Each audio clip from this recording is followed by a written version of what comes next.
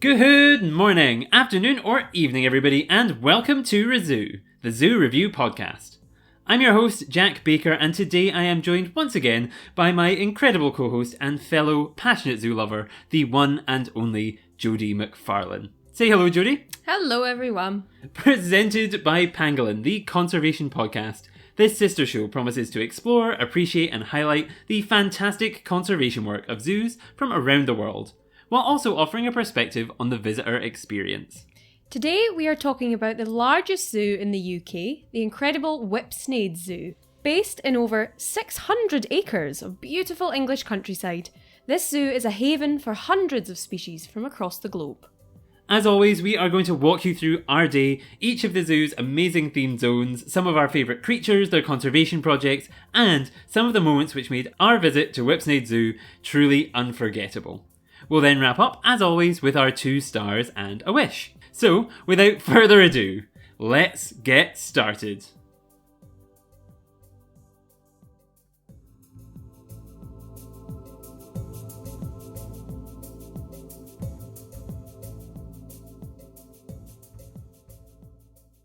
And welcome back. Thank you so much once again, Jodi, for joining me today. Thank you very, very, very much. And as always, I need to ask, what was your previous experience or preconceptions of Whipsnade before we visited the other the other few weeks ago now? A while ago. Yes. I didn't really know anything about Whipsnade Zoo. I'd heard of it, but I don't think I could have even told you where it was. And really, the only reason that we ended up going was because we were down in London. We were visiting London Zoo, which is kind of like the sister site. And so we just thought, let's go and see Whipsnade as well. So I went in with absolutely no preconceptions at all. And yes, it was a blank canvas. And I was pleasantly surprised. Yes, because I was kind of similar. We'd been to London Zoo a few days before. Loved it, loved everything about it. If you've not listened to our London Zoo ReZOO, go back and listen to that because it was glowing, I would say.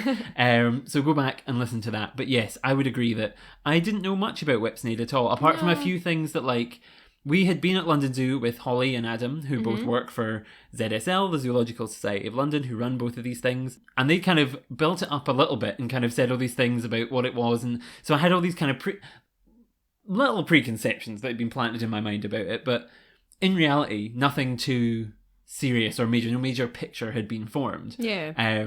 All I knew was it was huge. So yes, I was very, very excited to get there.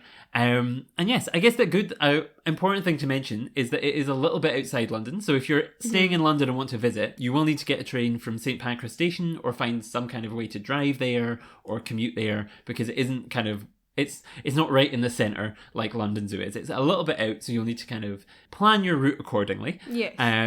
But once you arrive, we arrived bright and early before it opened. I think it opened at 10 and we arrived probably about 9:30. We were very, very keen. Yeah.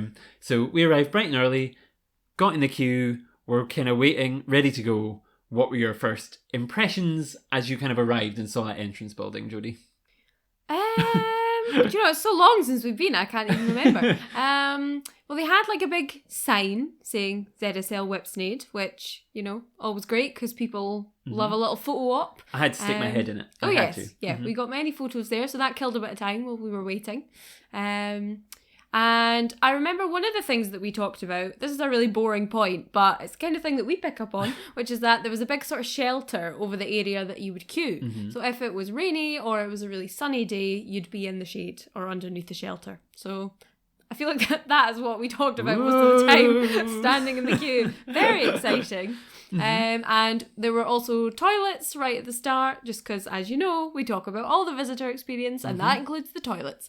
So we nipped in there before we headed in, and I believe you have a very interesting point to make about the toilets. They had a display about poo. They had a big display about poo, and I just appreciated that on such a deep level, because I was like, do you know what? Let's start with poo and work our way up from there, because just fantastic. I just loved it. Just appreciated that. But it was good because it showed that they were using every bit of their zoo to educate people in some way. They were even using the toilets to plug some kind of conservation message.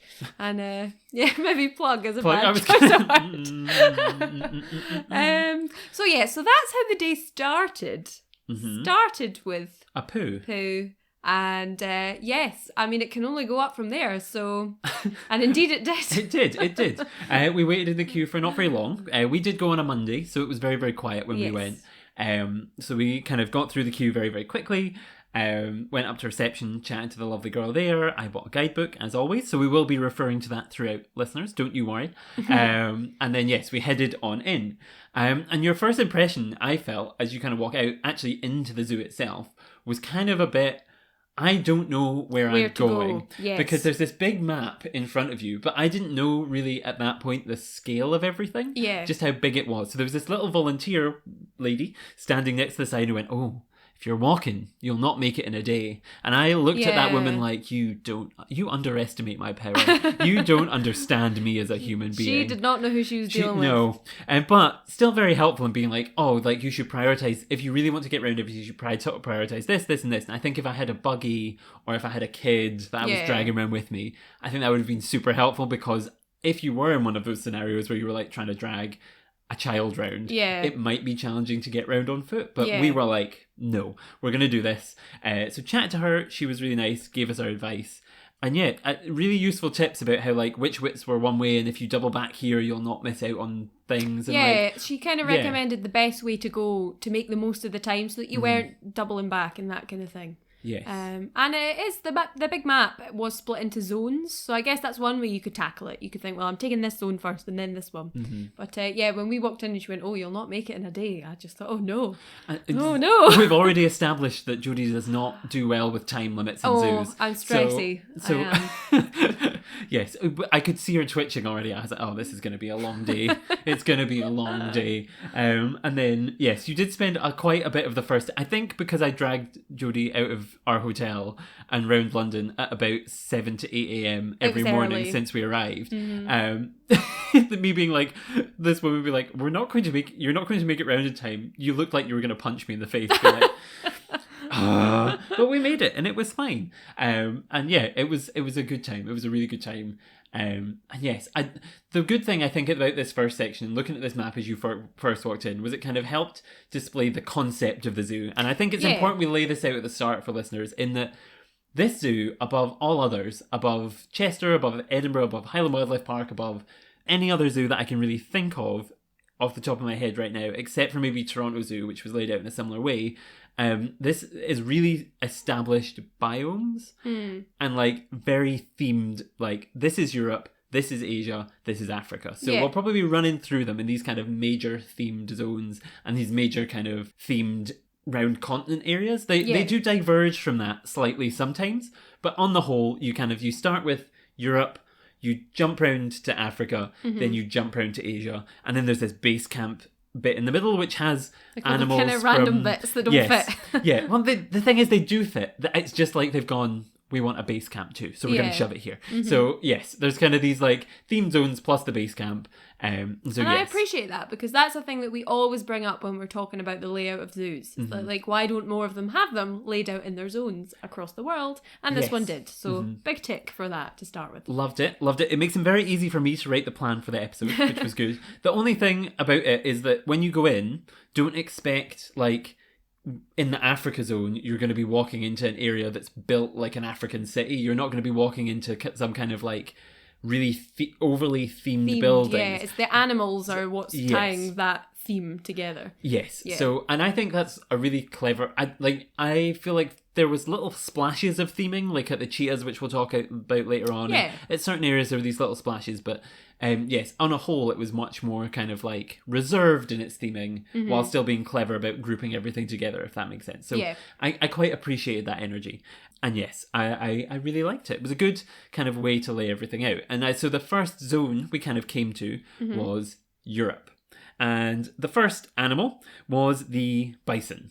So the European bison was extinct by 1927, although has now been reintroduced in several areas, including we had an episode of Pangolin with a rewilding project from Kent that is looking to reintroduce bison. So there's lots of interesting conservation work going on there, but I don't know if I had much else to say apart from that, because it was just a big field with bison. Yeah. Yeah. not going to lie to you, Jack, as you said that and went, the first thing we saw was a bison. I thought to myself, was it? Because I don't even remember seeing the bison. I remember the other animals that were in Europe, but yes, vaguely recall a bison. Yes. Not that there was anything wrong with him or her, but yes, I just feel perhaps overshadowed by what came next. Everything that came next was just so exciting that now I've forgotten about that. I don't know why I chose to start with that, because I am now also being like, yes, I don't have much to say there. No. I do love bison. I do think they're very funny, interesting things. But yes, in terms of kind of animal design of enclosure, it can be quite difficult to make a bison exciting, because the thing that makes them exciting is the bison itself. There wasn't a lot to... I'm just rambling to try and fill space. But yeah, bisons. Trying to move the bison up the ladder a bit. Yeah. Well, sure. We appreciate you, bison, but time to move on. I've really ordered this poorly, because the next animal I have on the list is lynx, and we also didn't see the lynx, so I don't know why I've listed it this way. Well, do you know what? We'll start with that and we'll work up to the most exciting ones. We've gone poo, bison, lynx, and it just gets better from here. But the lynx, I think, an interesting fact, which I didn't know, but I love a bit of Greek myth. Greece, for anyone who does not know, Greece is one of my favourite countries in the world. Mm-hmm. Love it so much. Like, the history, the people, the views, the architecture, everything, beautiful. Love Greece.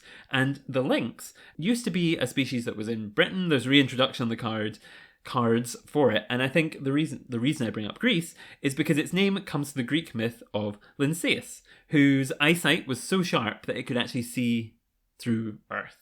Ooh. So the lynx, so attuned to nature and everything that's going on around about it, that it gets that name. And I think that's quite an interesting fact to begin with. Although what did make me laugh is there was also in the guidebook where I learned that fact, there was also a keeper top tip, which was go first thing in the morning, because that's when they're most active. Love that. And we were there bright and early. They did not seem to be there, but no. We do know cats are more active in the morning. Yeah. So I don't think their tip is wrong. I think we just got unlucky. Yeah. But yes, thoughts on the missing lynx? That's... I'm here all week, guys. Thank you for that. Yeah, don't have much to add, but I mean, always appreciate a lynx. Nice to see one in a collection, even though we didn't actually see it. Mm-hmm. Nice to know it's there. Yes. And yeah, it was obviously just off chilling that morning. We did go back later in the day to try and spot it again. Still no luck, but I'm just appreciating the fact that it was there. So, yes, and I do think, a good rewilding double bill of bison and lynx, two conservation projects that are going on in kind of Britain nice that might kind of see that. Bring to the mind. So yes. Then the first animal we actually saw was I can remember seeing were the wild boars. So these guys are from Europe and Asia, although because of human interventions they're now all over the world because they are good old humans. We put them at things everywhere. And yes, I quite liked a wild boar. They're just kind of big fat. You are looking at me like you don't remember anything. No, I do remember this, but this for me, I was thinking, oh yes, I remember this because you were so excited and you stopped to take pictures, as you do, and I was like, and kept walking. And the reason that I'm sitting here smiling is because it's just like, whenever we see any sort of big pig, you just love them and will happily stand there and like take so many pictures, and I'm always like, it's a pig. Nice, let's go. Hello, so yeah, little piggies. Yes, oh no. So I was just remembering that and thinking, oh yes, I'm sure you'll be much more excited about this part of the itinerary than I was. I just feel personally that there are some animals which do not receive enough love, and pigs are one of them. Pigs are great, pigs are fantastic, pigs are beautiful, and I will not hear slander against the wild boars. Okay. Despite the fact that I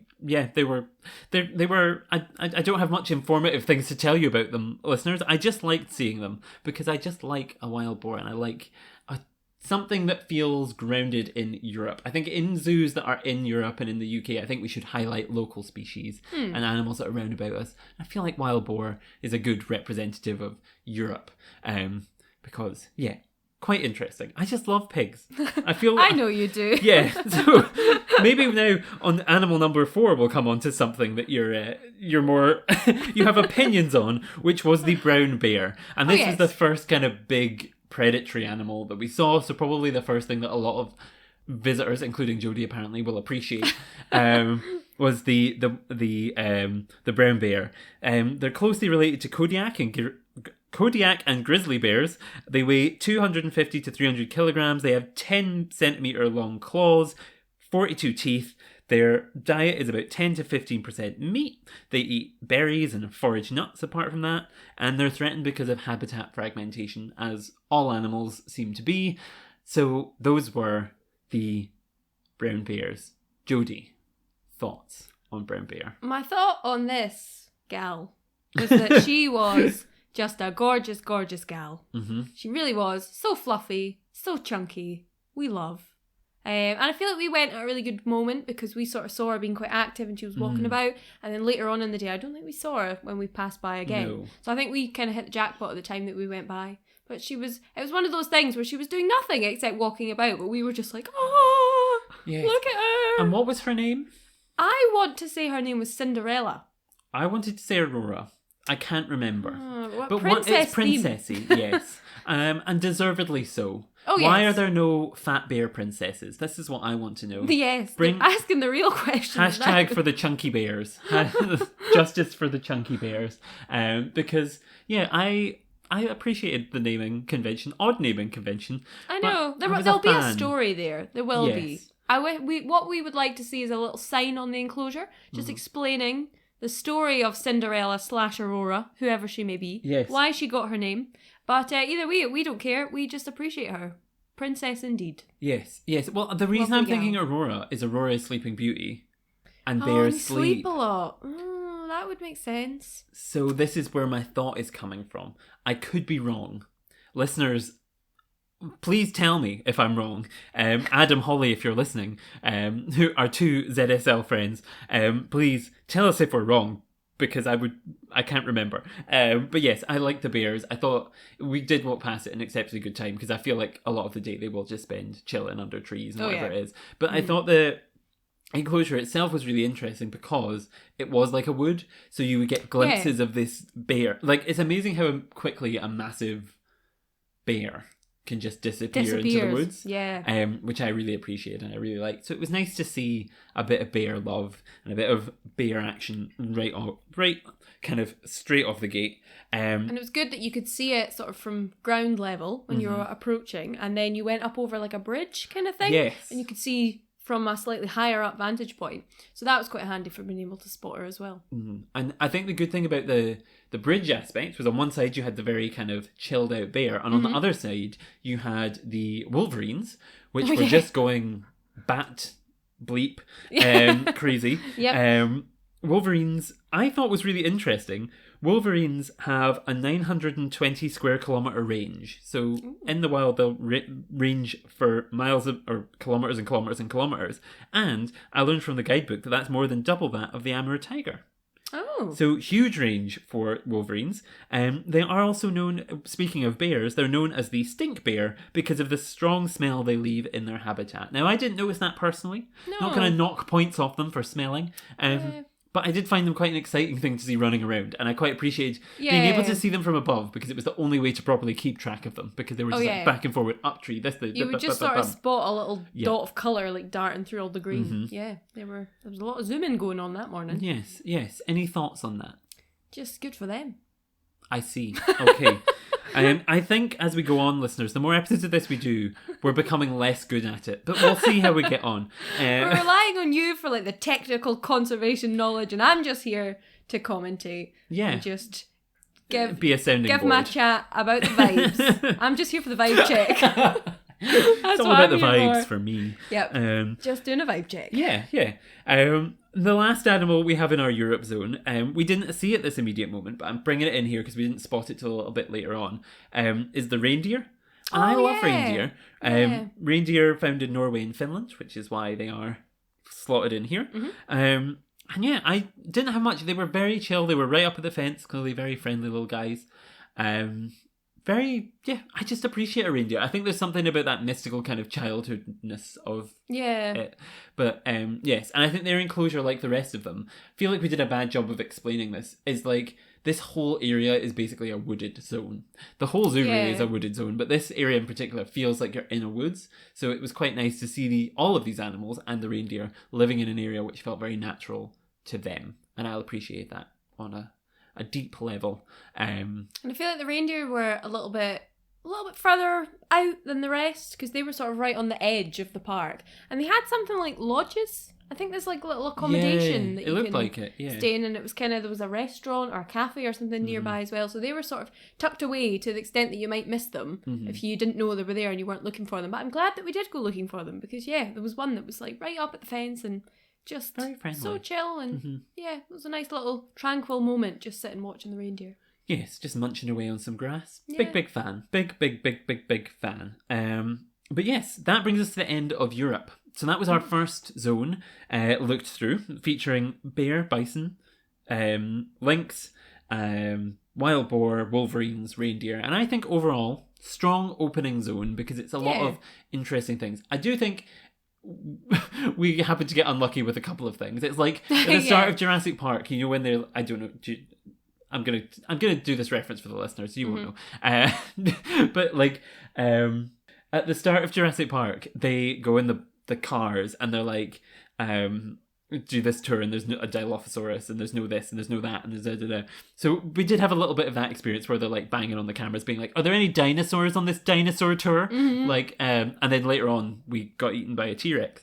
So you do find the animals in the end. You just have to be patient. And this is the thing. I'm going on a ramble, but like you have to be patient at these places. And I feel like in the end we did see the majority of stuff. So good start, I would say. But then it leads you on to quite possibly in terms of the enclosure itself, maybe not the biggest or grandest or whatever, but in terms of the viewpoint, the greatest penguin exhibition I've ever seen in my entire life. Yes. Listeners, I cannot stress these penguins have prime real estate looking over the entirety of the English countryside. It feels really like do. I feel like you could see like anywhere from Manchester to York all the way up to Liverpool or wherever stunning. it is. I feel like you could just see the entirety of England in front of you, and I know. it was just fantastic, and I loved it. And we should probably explain, like, because it is literally out in the middle of nowhere, in the middle of the countryside. The sort of outer edge of the whole park, you don't feel like you're up a hill because you're walking on flat ground all the time, but we must be situated kind of up a hill because round that outer ring you can just see out like across this whole like vista, and it's just stunning. And we went on a really sunny day and it was so clear and so green, the green grass and the blue sky, and it was just stunning. And the point about the penguin pool, I'll hop in here with this. I took a picture and sent I sent it to my friend. And the view is so gorgeous. She came back and she was like, I'm just trying to work out like what that is, like how they've painted that backdrop to make it look so realistic, and like trying to understand like the perception of what she was looking at. And I was like, no, that's not a painted wall. That is the view. Like that is the countryside. And she like couldn't get her head around this. Yeah. Like it's so stunning it looks fake. Yes. And I think that's the advantage. The advantage of Whipsnade is that opposed to maybe the historical kind of buildings and things of London Zoo, this just has the countryside at its disposal. It is to like London Zoo what Highland Wildlife Park is to Edinburgh Zoo, what I imagine the Wild Place project is to Bristol Zoo. Like it's the sister equivalent that's outside of the city that's got this kind of space as far as the eye can see, 600 acres, and is this vantage point of just incredible, beautiful, wonderful land that you could see forever and ever. And the penguins got really to make the most of it because they just were sat there. They have black-footed penguins and is it rockhopper? Yes, rockhopper and black-footed penguins.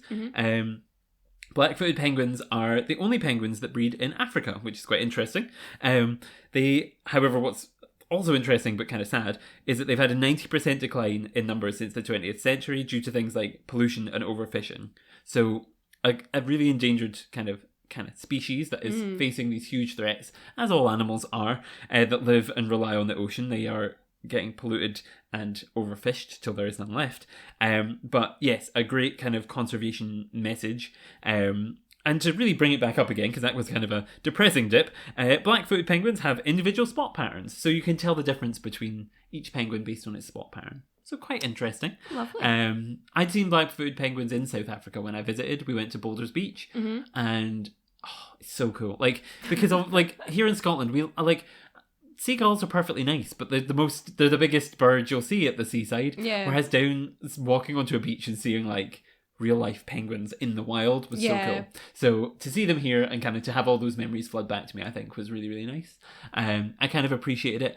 They were oddly situated because they weren't in Africa, but they weren't in Europe. They were just kind of stuck on the edge of the zones. Yeah, they're like right down the edge in the corner, aren't they? They're the only sort of thing. You go down that path, they're the only thing down there. Yeah. But one thing I would point out while we're on that note is that there was a lot of sort of spare space in this zoo. Like a lot of, you'd walked on a big long path and you were just surrounded by like flat green bits of grass on either side.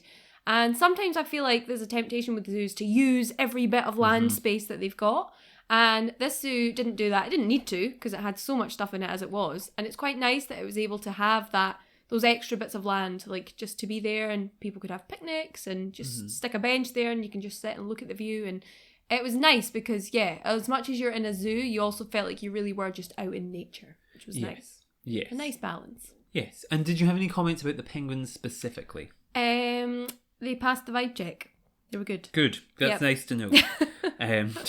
Good for them. There was loads as well. We commented that at the time. It was like, because a woman was there, one of the keepers was out feeding I think, and it was very much like Walking Dead vibes. Like they spotted her and that was it. They were going for her.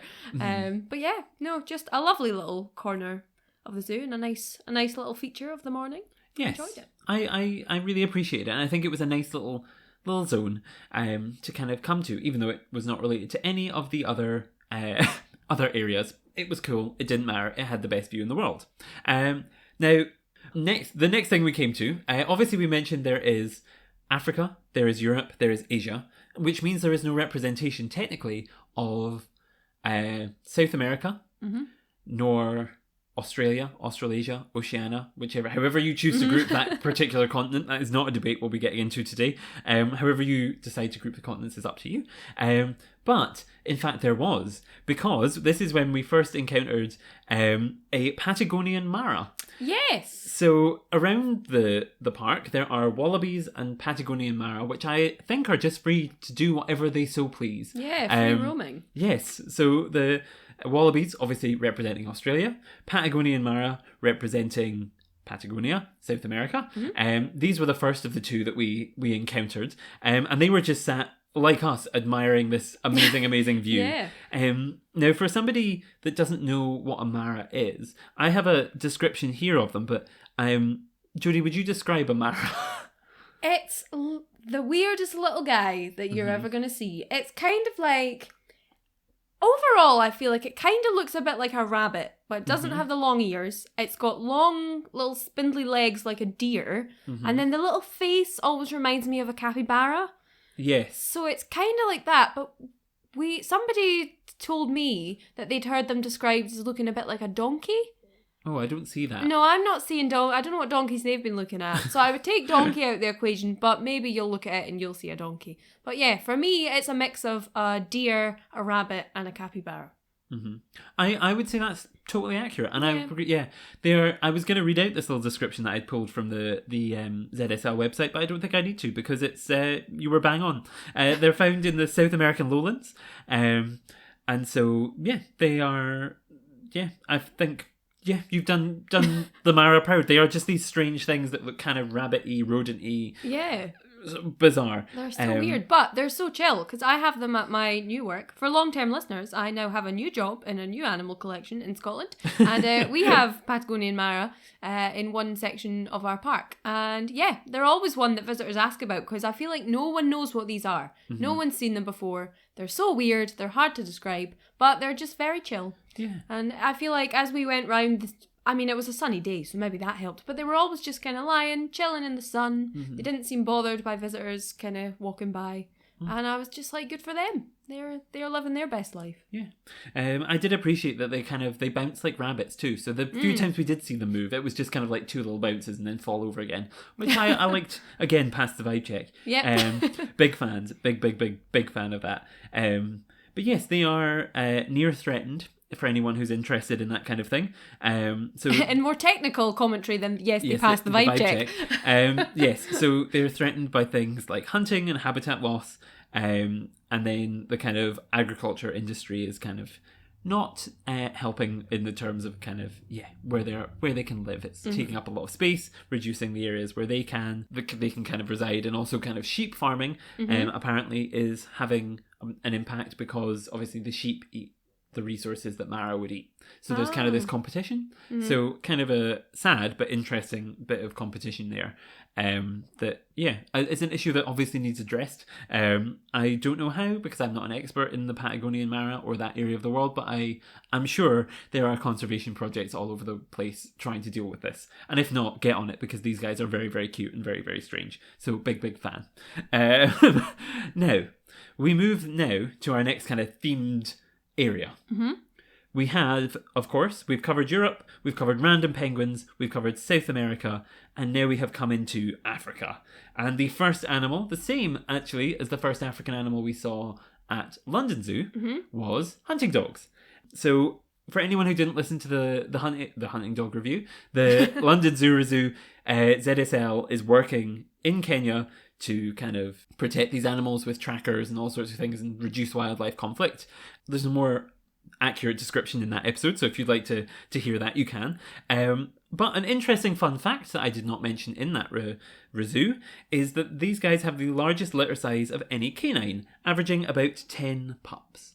Lovely. Fun fact. So good on the mums. So hunting dogs. This space to me was fabulous. It was huge. Like, I think what we've kind of not said much is the scale of everything. Yeah. So again, like all the other kind of goes spaces, without saying, whatever we're talking about, just imagine huge. the enclosure was huge, because it always was. And it had kind of these nice like overlooking bits. It had lovely beaded designs of dogs, hunting dogs. It was a very nice themed kind of zone. And again, this kind of, when I say that there's not huge amounts of Africa theming, this art that they put in the zone, there was African-ish theming here. Like, this is where it was kind of touching on the kind of light themage beyond the just animal grouping. So there was some nice like African-esque zonage, signage. It gave a vibe, which worked. And so I was a big fan of the hunting dogs. I don't know, Jodi, did you have any thoughts? No, other than that they can be quite tricky to spot. Because it is so big and they spend a lot of their time lying down. Like, there was quite a few moments when if one of us was looking at the enclosure and the other one wasn't, one of us would go, oh look, there it is, it's popped its head up, and by the time you look around it's gone again. So it is, I think, one of those ones where patience is key. You'd have to just kind of stand and watch and wait, but the patience pays off, because we went back a few times and we managed to see them quite a few times, and we saw them kind of roaming about a little bit later on in the afternoon, I'm sure. And just beautiful animals. Yeah, I would say so. And there's something that I kind of miss seeing more regularly, because I don't think any collection in Scotland has them. But when you see them, it just throws, like, they're just cool, brilliant animals. And I think they're one of these species that obviously faces serious threats. They have these kind of issues of human-wildlife conflict, I think, is a major one. Like, and when there have been reintroductions attempted of these animals, they sometimes result in kind of communities not taking too well from them and kind of pushing these animals out again, even when reintroduced. So kind of it's an interesting, controversial issue, which I think if you're interested in that type of thing, look into, because there is kind of a lot going on around the hunting dog. But nice to know, again, this is a kind of ZSL species that they're supporting with their kind of trackers and things. So a good conservation representative and a really interesting thing to see as well. Opposite them, we have cranes. Not big, tall, lifting type cranes. We have birds. I can't remember exactly the type of crane. They were not in the guidebook as I could find, but I wanted to mention them because they were beautiful. These long-legged, red, black and white cranes, which were fabulous. Jodi did not take to them in the same way I did, so I imagine you won't have a comment? No. So the next animal we come to is the giraffes. Giraffes can run at 56 kilometers per hour. They eat 30 kilograms of leaves a day, and ZSL is, of course, working to protect them out in the wild as well. And we talked about that a lot in the London Zoo ReZOO. Yeah. But did you have any thoughts on this space in particular, Jodi, and these giraffes? When you went indoors, you could get quite close to them, if I recall. Yes. Like, they sort of came right up to the balcony that you were stood on. which was impressive, but also made me a little bit worried because knowing the general public, surely someone tries to, feed them or touch them and that kind of thing. But it was nice. And another little touch that I appreciated in here was that they had not only information about giraffes in general, but they had 4 little sort of profiles, or however many profiles, about their specific giraffes. Told you their names and when they were born and where they'd come from and all that kind of thing. So I always like that. It's a nice little touch because it's just nice to know who they've got. And I think, it adds character to the animals that are there. We did see a poor staff member having to explain animal death to... Oh, yeah. This was awkward. This woman being like, I'm sure I once saw this here. And this poor staff member like, in front of this woman and her child being like, oh, we don't have it anymore to the parent. And if somebody says to you in a zoo, oh, we don't have it anymore, and you have a child standing next to you, just assume, don't ask any more questions. Take the hint, because you really don't want to traumatize your child by being like, oh, it died. Yeah, and at one point, another volunteer guy who was also there got called over to take part in the chat, and you could see the first guy kind of being like, take the hint. Please. But yes. But I think they dealt with those two, the volunteer staff member, whatever they were, dealt with it very well, because that woman was not letting it go. No. And they were trying to be like, we're going to have to phrase this gently for the kid. Yeah. But they still managed to pull it round, and it was quite interesting. Yes. I can sympathise with that, because I feel like we've both been there where someone's like, oh, last time you had this, and you have to be like, yeah, no. No, and not anymore. Sometimes things move. It's a big thing that animals will move. If something moves, I'll say, oh, that's moved to wherever. Yeah. So if they're not giving you that chat, just read between the lines there. Just top tip there from zoo staff. And yes, the circle of life and all that. These things will happen. Yeah, this is it. So it's best sometimes, for the sake of you and your children, just to let things lie. But yes, once you get through the giraffes, you then come to rhinos. And again, I believe it was Adam said that the entirety of London Zoo could fit inside the rhino enclosure of Whipsnade Zoo. And I kind of was like, when he told us that at London Zoo, I was like, that's ridiculous. Yeah, we were like, nah, surely not. That can't be true. No. And then you see the rhino enclosure and you're like, no, that tracks. Yep, that tracks. And it's huge. So just some fun facts and interesting things about rhinos. I don't know why I've written it in this order, but the first thing I've written down about rhinos, clearly I had poo on the mind, is that their poo contains chemicals which provide information about themselves.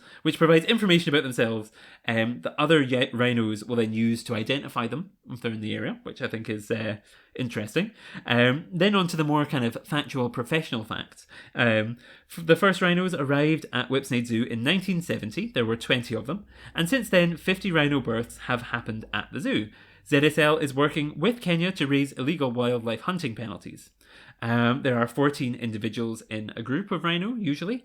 These were white rhinos. They're the biggest species of rhino. The third largest land mammal behind, any guesses, Jodi? The elephant. And don't know.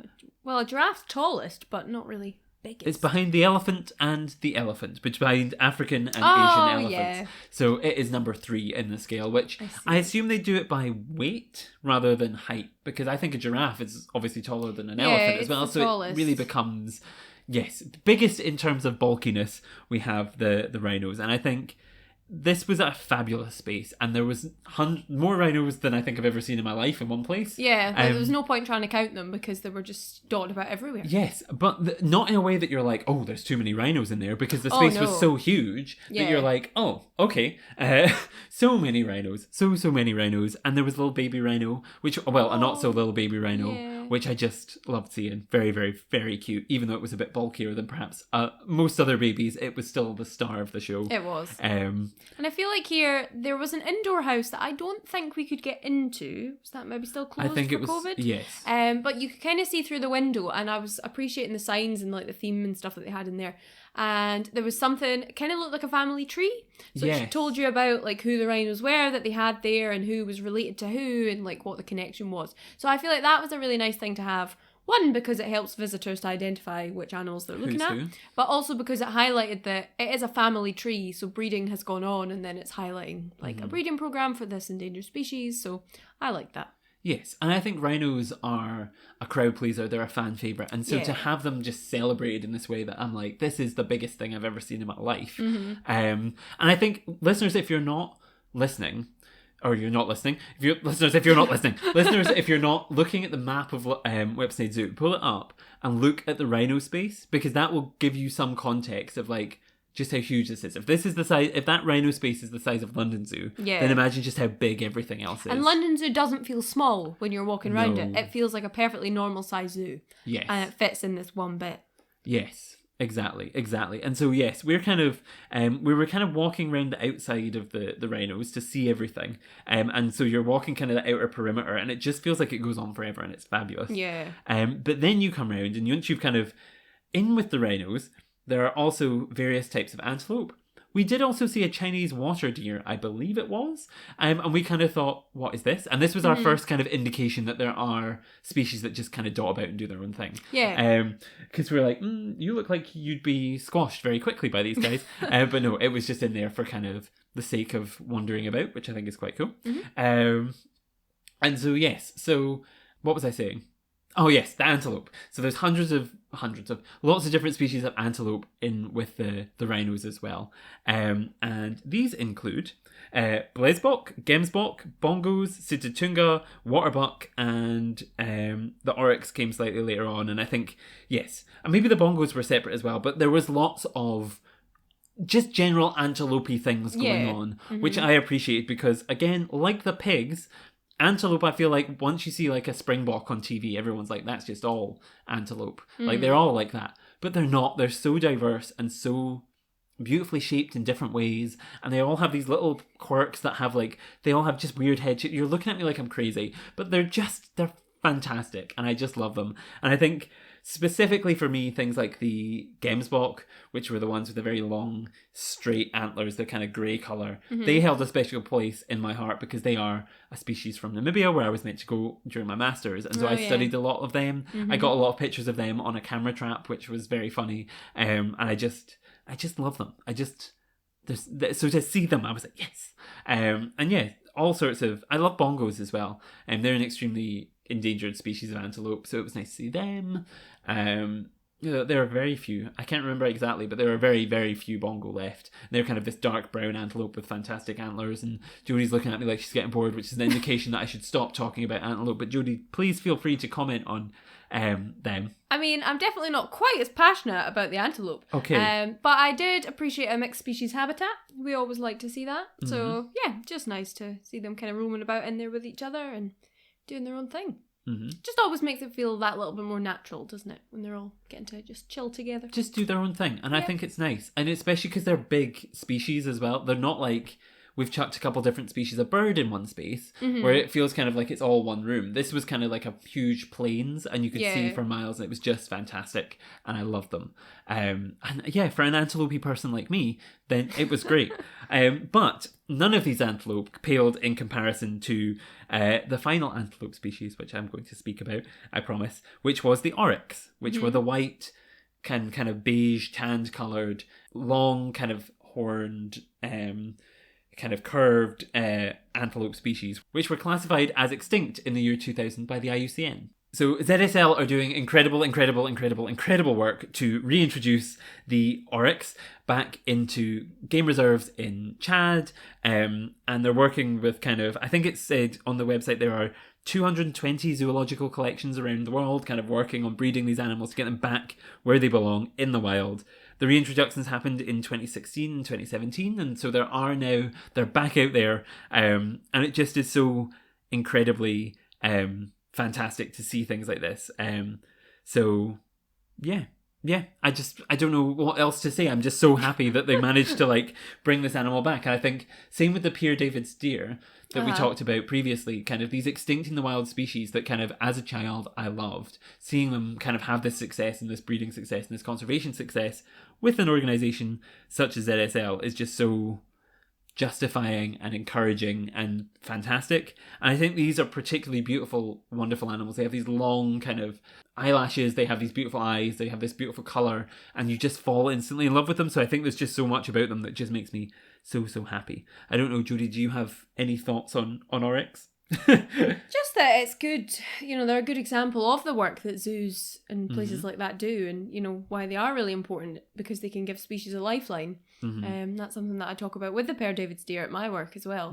And yeah, just really good to have a specific example, one that people might quite often overlook, that you can bring up and just be like, look what we're doing, look at the good work that's going on here. Exactly. And it just, I don't know, I wish I had more to say about them and more kind of information to give you, but I just love them, and I think it's so encouraging to see conservation work in this way and zoos work in this way. And yeah, big fan, big claps to ZSL for this, and to all the other organisations which I presume are involved, because you can't reintroduce a species on your own. You have to there has to be a huge amount of collaboration. So teamwork makes the dream work. Exactly. Fantastic. We're just full of interesting phrases today. But yes, big fan. And yeah, we'll hope to see big success for them in the future. Now, from one favourite to another, we jump from the graceful, the beautiful, the model-like Oryx to, I think, another stunner, perhaps in a very different way, which is hippos. Oh, yes. Both big and little hippos. We have the pygmy hippo, and we have I call them big hippos, but they're called common hippos. As well. So yes, they have both of them here at the zoo. They have a reed bed water filtration system to keep their kind of everything nice and going. They're kind of built on this kind of hill, so they have this water at the bottom, and then they have this building at the top, and there's lots of space for hippos to roam around in. And just, they weren't doing much when we first got there. They were just kind of sleeping. But I'll tell you some fun facts about them, because I feel like we need to do more than they were doing, which was just sleeping. Yes, so the interesting things about hippos, their eyes and their nostrils are on the top of their head, and therefore above the water when they go underwater, so they can still see and breathe and do everything they need to do. Hippopotamus is the ancient Greek, bringing up that theme again, for river horse, and 80% of their communication occurs underwater, which I thought was interesting.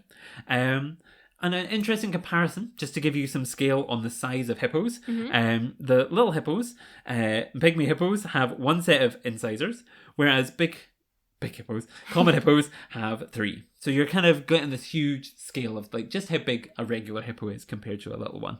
And yeah, I just love hippos. Same. I don't know why, and I don't know what it is about them. I just think they embody everything I love, which is just being yourself and not caring. And if someone comes for you and tries to put you down, you have the teeth and the bite and the shout to come back at them. They also have big mouths, and I have a big mouth, clearly, because I talk so much. So it's a great vibe. I'm a big fan of hippos. I can't tell you. They have a display outside that's like common hippo versus regular hippo, or common hippo versus pygmy hippo for like scale. And I made sure to get a picture with that. It's now my profile picture on Facebook. Like, I love hippos. Thoughts? They're just beautiful, and they're an animal that shouldn't be described as beautiful, but they just are. I just love them. And what I liked here as well is that obviously they had the outdoor space, which you kind of had to walk down a little one-way track to get to, but worth it. Make sure you go down there, because love it. And then when you went inside, I liked that in the hippo house, it was sort of split into 2, and on one side you had the pool for the pygmy hippo, and then on the other you had the pool for the common hippo. And I just liked that you could go in the house and they could both potentially be in there together. They weren't when we went in, but yeah, I just like that they're next to each other. It makes sense in my head, and I think it's probably a good thing they both weren't in, but both weren't in there, because the smell, I feel, could have been overpowering. Yes. I'll never ever forget when we were younger being I can't remember, was it Animal Kingdom or something, and my mum being like, they're just, and Animal Kingdom has this beautiful kind of glass wall that's underwater, so you can see them walking around. And I'll never forget my mum being like, aren't they just so graceful? And just as she said that, the hippos poo underwater a lot of the time. So just as it said it, it pooed, but it didn't just poo it right in front of us after being described as graceful. It spun its tail. Love and that. that really sprays it out. So you get a nice spread of the feces right up at the glass. Which just, it always makes me laugh thinking about it because I'm like, oh, graceful. And I think maybe that's where my love of hippos began. Maybe they're pig-like as well, so maybe it's just chunky boys that I like. And yeah, big fan of the hippos. Yeah, big fan. I can't think of much else to say apart from they're just great. Very sleepy. There's something that we had to come back to see them in a bit better position because I think, obviously, if once a hippo's down, there's not much in the world that can make that thing move. So, yes, but big fan of hippos. And yeah, I feel like we're really covering a lot of Africa right now, but this is what I like, is because it all feels very tied together and so themed, and I really like it, how that they've done this, because it's like we've talked about iconic African species like giraffe and this and that and the next thing, and it felt this way where you're kind of like, you're in the African mindset by this point, you're seeing so much of Africa. Just loved it, just as a side note there. But yes, and something I wanted to mention actually about the reed bed filtration system is it's a very eco-friendly way of keeping water clean. And so it's a really good eco-friendly practice, which I think a lot of zoos and things that need filtration should think about, because it works very well, and it provides clean, nice water, naturally cleaned water for the animals. So I think nice eco-friendly practice there, which really extra point for Whipsnade Zoo. I really appreciated that as well. Now, once you've done the hippos, you continue round and you come to your first of... Is this our first? Oh no, there was the lynx. We didn't see it. I was going to say our first cat of the day, but we didn't see the lynx. So maybe this was the first cat, which is a cheetah. Which again, like the hunting dogs, was lying down. So it was one of those things where it's like, head up. Oh, there it is. Head down. Disappears. But still appreciated it. It was a good big space that looked like it could be split in two potentially for breeding purposes. I think really interesting kind of themage. This was kind of more... At the start, when I was saying there's not like huge amounts of theming, this was another spot where they'd really chosen to add a little bit of theming. There was a truck, like a safari truck. There was kind of a hut built for them that kind of looked kind of more in a kind of, more authentic African architectural theme, which I really appreciated. And yeah, I just really love cheetahs. I think... and what's actually really interesting is since ZSL discovered in 1967 that male cheetahs will not mate with females that they live with, there have been 140 cubs born at Whipsnade Zoo. They can travel 8 meters in one stride. They can run at up to 103 kilometers per hour. But there has been a 30% decrease in the wild in numbers in the last 18 years. So... Cool, interesting things, but again, important conservation message to hit home that they are not off the hook just because they're cool. Something we really need to think about. But ZSL going a long way to help fix that issue with 140 cubs. Picky male cheetahs not breeding with people they live with. I know. Classic male behaviour there. They're just going out to the clubs and picking up anyone they can to breed with. But yeah, so cheetahs, thoughts? Feelings? I liked the signage in this area. Okay. Because I just found it really interesting. This was a point, I think maybe I'd left you at the hippos taking many photos and I'd wandered up to start reading some signs about cheetahs. And I just really appreciated, because there was a lot about the history and it was talking about the breeding program and all of that kind of thing. And I think something that it said, if I remember this correctly, was about how the cheetah enclosure... It told you how big it was, and it's a lot bigger, I think, than the part that you can see as a visitor. And it said something like it's split into about, I want to say 8 different chunks, so that they can like separate them all out. So when we were there, we only saw one cheetah, and it was just like in this one little bit. But I think the cheetah enclosure is a lot bigger than meets the eye. There's obviously bits over like behind those fences and hedges and things that we saw. So yeah, I'd be intrigued to see that from like a bird's eye view and just be nosy. See that, and just like see it in its prime with a bunch of cheetahs and cubs and stuff in it, because I think that would be an amazing little facility for them. And I think so. Really interesting to kind of. I always like, and I wish I need to start pulling some strings and emailing people and be like, can we see what goes on behind the scenes? Because I'm really intrigued to know what's behind certain walls and what's behind certain bits of theming. So yeah, I'm equally as intrigued. I just love cheetahs. I think there's something that like these slender legs and long tail and everything. Just fantastic, really interesting kind of bizarre cats. Big fan. Any more closing thoughts on the cheetahs, or Chill vibes. Chill vibes only? Yep. True. So yes, so you then kind of leave the cheetahs, and the next thing you kind of are confronted with are ostriches, which were patrolling the perimeter of their enclosure like velociraptors. Another Jurassic Park thought for you. I don't know, I was like, oh yeah, because I forgot about them, but I don't know how, because they were... I always forget how big they are and impressive. Really cool. Very impressive animals, weren't they? Yeah, and what I liked is they put all the like food around the outside, so clearly they were coming up and like being like, hello. But yeah, I really liked them. I didn't have much to say about the ostriches because they weren't really... They had a big space. They had a huge space. They weren't doing particularly much, but interesting. And of course, what I liked a lot about them is that they had some very interesting neighbours. And I think quite a cruel thing to taunt their neighbours with the ostrich, which was the lions. Be like, oh, there's a roast dinner just through the fence that you can't get to. And yeah, so Whipsnade Zoo did have lions. I think they all passed away. And then, but when we went, we were very lucky because there was a visiting group of lions from Africa Alive, because I think earlier this year there was a lot of storms and Africa Alive suffered some kind of damages on their lion enclosure. So when we went, there were 5 African lions there for us to see. And I always forget African lions are so big because they're just like, you don't realize like between Asiatic lions and African lions, there is such a huge step up in terms of size. And yeah, I just kind of really appreciated seeing the African lions. They were very chilled, as big cats are. They sleep for most of the day. But whenever we were there, there was always at least one kind of up and about. And again, they kind of, in their choosing to really theme an area, these guys kind of got a lot of that as well, I think. But yes, thoughts on lions?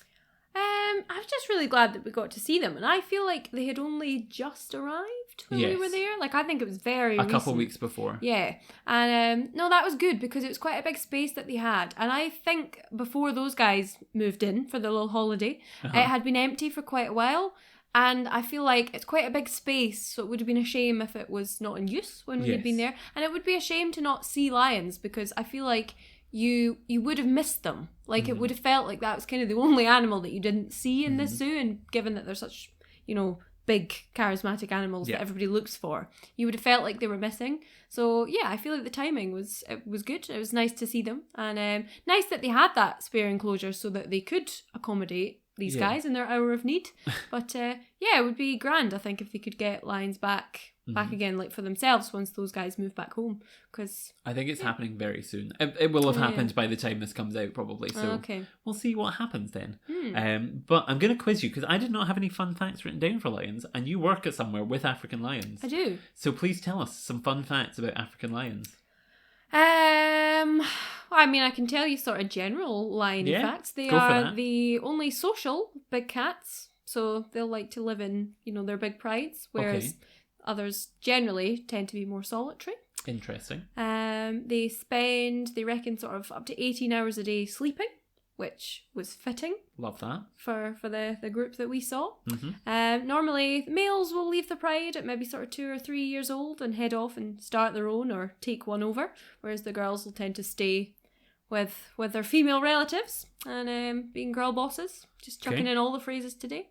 And just, again, chill vibes only, because that's what they were.